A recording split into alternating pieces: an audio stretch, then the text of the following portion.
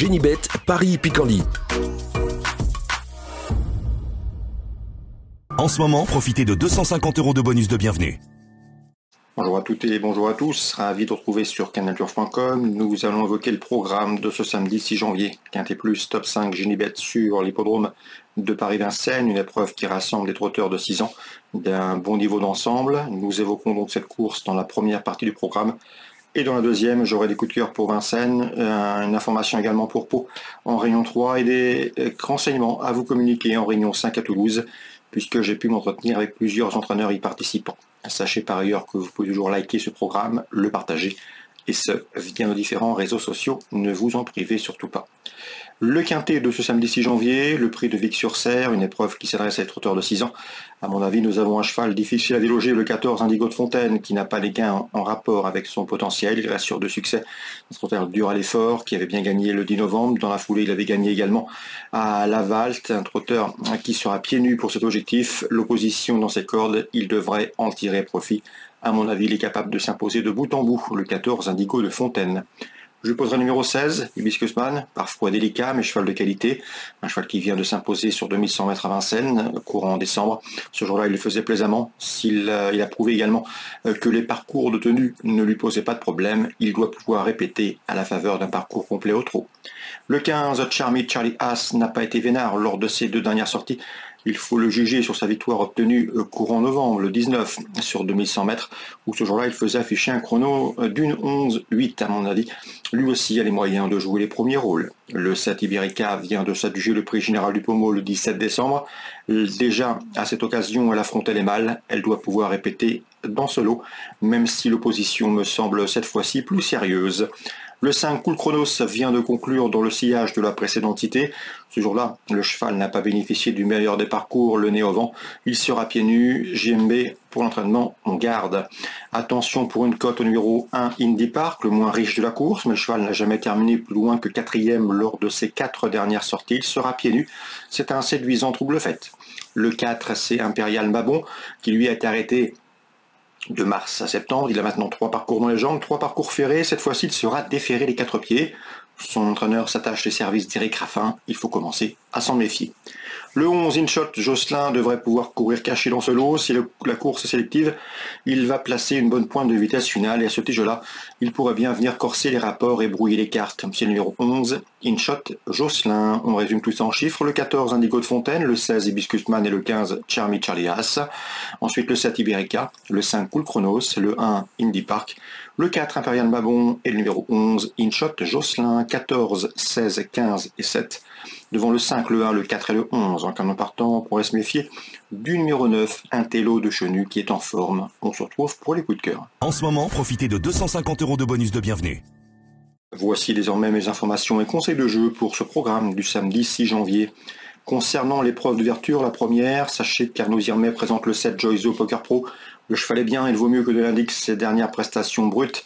Et à mon avis, dans ce lot, il pourrait bien venir corser les rapports d'un trio. C'est le 107 Joyzo Poker Pro. Le 107 Joyzo Poker Pro.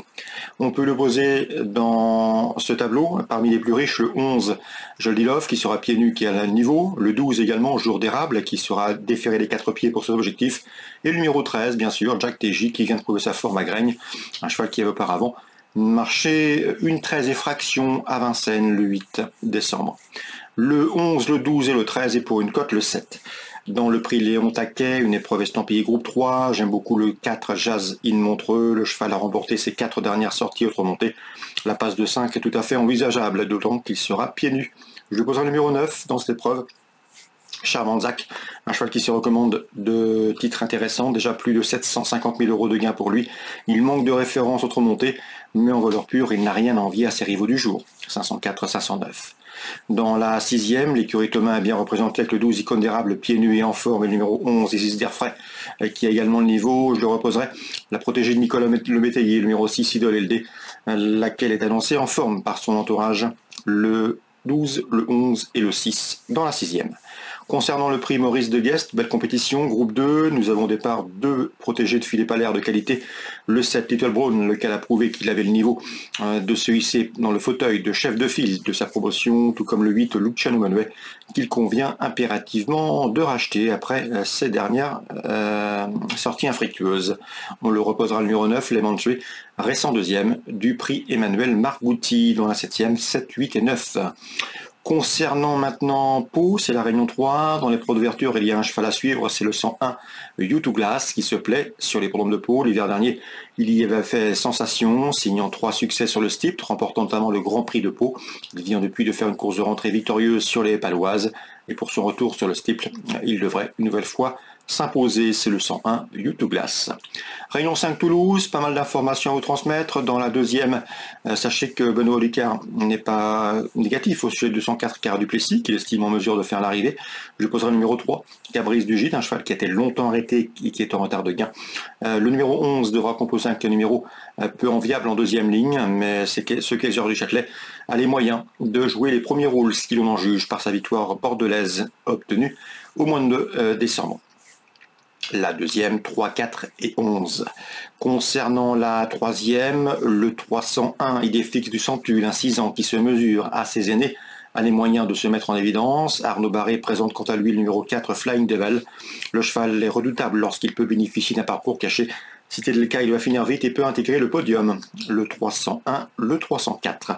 Vincent Cabos présente pour l'entraînement l'évêque le 503 Epico, un cheval qui vaut mieux que ne l'indique ses derniers classements, et le cheval peut le prouver ici à la faveur de ce bel engagement et ce bon numéro derrière l'autostart. Ben Manceau présente lui le 501 Écart de Banville. Le cheval est au mieux, il reste sur 2 prestations intéressantes, il sera pieds nus, on garde. Concernant la 6e, le 606 John Swan est un cheval parfois hésitant, mais il a le niveau d'une course de ce genre, c'est ce que m'avait indiqué Vincent Cabos, qui l'entraîne et qui veille actuellement à sa destinée. Donc attention, dans les 5e et 6e rendez-vous, au 503, au 606. Voilà pour les différentes infos de ce samedi 6 janvier. On se retrouve désormais demain pour un nouveau programme. Génibet, Paris Hippiquant-Ly. En ce moment, profitez de 250 € de bonus de bienvenue.